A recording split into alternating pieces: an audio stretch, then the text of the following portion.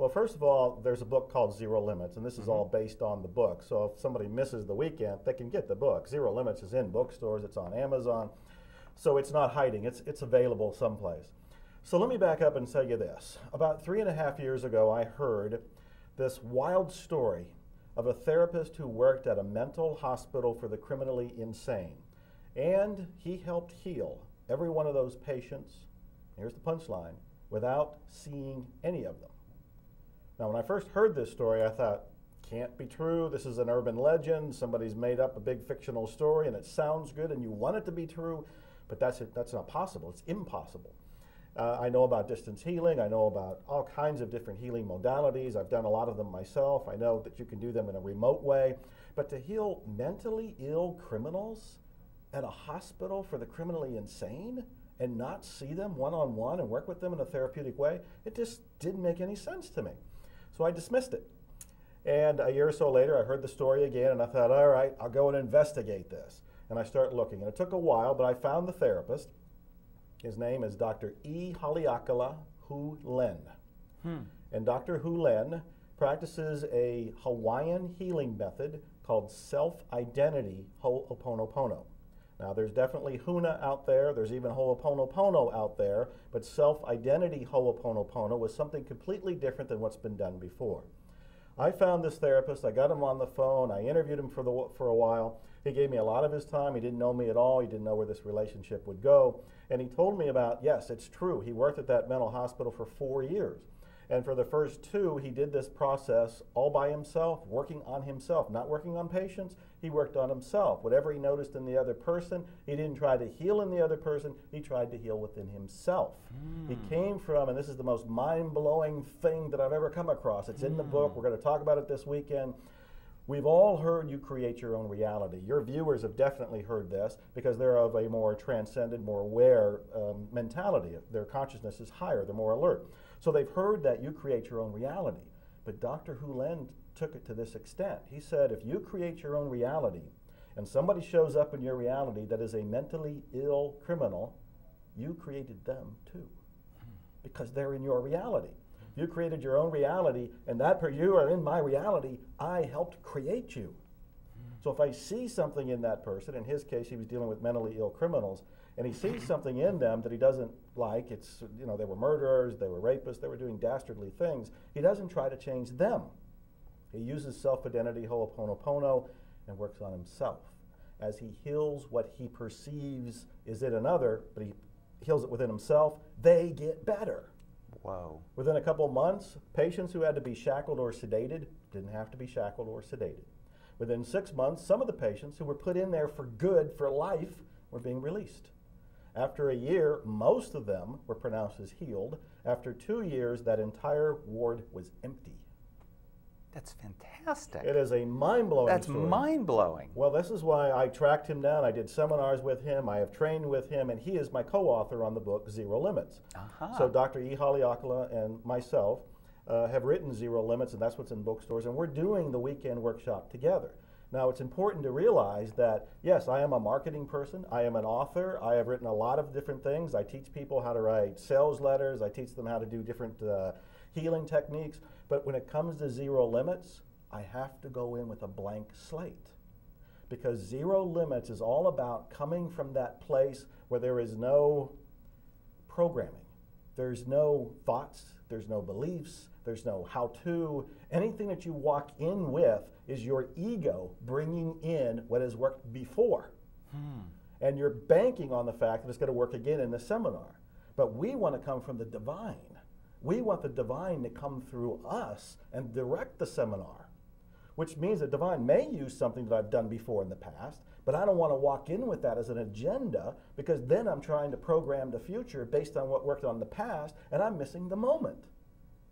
This is what's so incredibly powerful, is that what everybody there is watching, what everybody wants is to be happy. And the great secret is that you can be happy right now. You don't need anything else. You may want something else, but you don't need anything else. You can be happy right now. When you are in this moment, You have all the power, you have all the miracles, you are connected to the divine. Inspiration comes through and tells you what to do next. It's all easy and effortless when you're in this moment. When we go in the past, we've left the moment. When we go to the future, we're trying to project what that's going to be for us. We have again left the moment. That's all ego trips. This is the point of power. This is where the connection to the divine is. And this whole weekend, the whole book, the Zero Limits philosophy, all of this is that you have no limits when you come from the divine and you're in this moment. I'm very excited about attending this weekend. Success didn't come easy for you. Yeah. There's a life story here that is amazing. Your father put you to work very early. He didn't just want to give you allowance. So he never gave me an allowance. He never gave you allowance. That's right. This is a man, you told me he's now 84? Or yes, he's in his early 80s. Early 80s, he's yes. fit, was a Marine. So he gets up every morning at 4:30 in the morning and works out. And he'll do a workout a second time in the afternoon now. And when I asked him why, he says, I got nothing else to do. He's retired, takes care of my mother. He is very fit. And yes, when I was growing up, I was 5 years old. Working on the railroad. He took me out on the railroad tracks and he gave me a pitchfork, which we do tamping with. We were working on the railroad tracks to maintain them, to build them, to repair them. He had me out there at the age of 5 because he wanted me to learn the lesson that if you want money, if you want to work for your living, you have to get out there and do something. So he had me out there at a very early age, 5 years old to be exact. Did I like it? No, never liked it. In fact, I almost hated it because, by the time I was 16, I decided I wanted to be an author.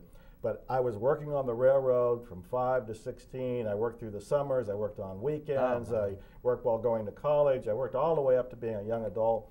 And I did not enjoy that work at all. I was always thinking that I want to be writing. I want to make my living from my books. I want to make my living by helping people, and inspiring people, and showing people how to be happy. That was my mission.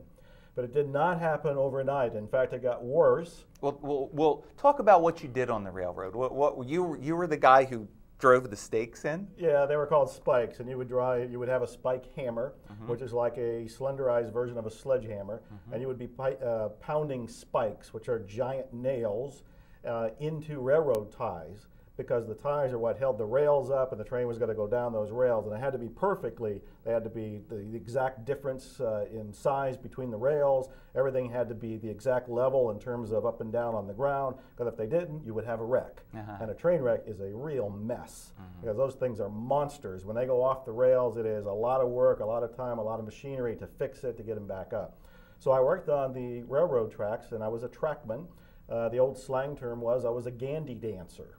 And almost nobody's going to know what a gandy dancer was, but it was an old term because when railroads first started and everything was being done by hand, and you were tamping ties, you were shoving stone underneath the ties to hold them up, and you were spiking the ties with a spike maul, and you were dragging the ties. And ties are those great big pieces of lumber on the railroad track. Those are railroad ties, very heavy. And you would be moving, and you'd be moving around those ties. It looks like it was a type of dance. And somebody coined the term, they're gandy dancers. I was a gandy dancer for most of my life growing up, through college and then after college. Oh my God. So, there was a point that you decided that if you stayed in Ohio, yes, that would be the consciousness that you would, that it would stick to you. So at that point you decided to leave, you moved to Texas? I did. And you had a very challenging, to say the least, time. You were homeless. You were in poverty. Talk some about that period of your life.